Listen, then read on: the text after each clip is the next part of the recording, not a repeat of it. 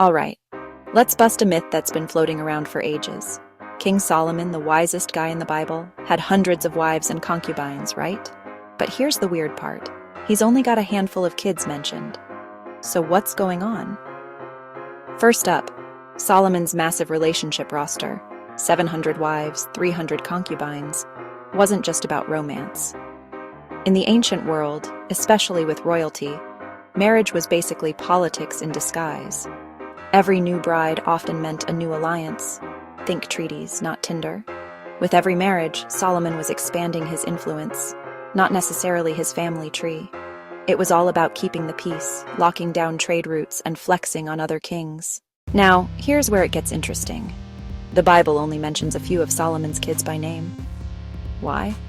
Well, historians say the records back then were super selective.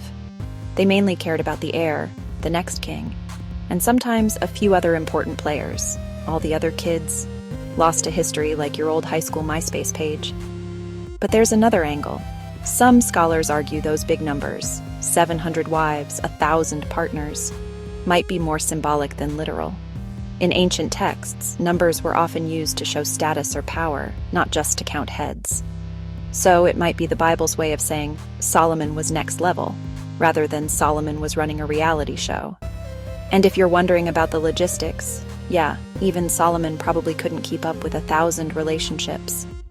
Managing that many alliances would be a full-time job, let alone fathering 1,000 kids. Bottom line, Solomon's giant harem was more about politics, power, and symbolism than family planning.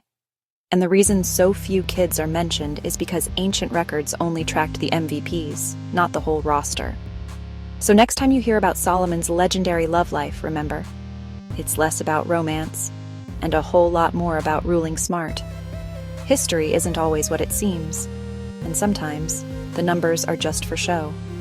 If you liked this myth-busting history, hit subscribe for more ancient secrets unraveled.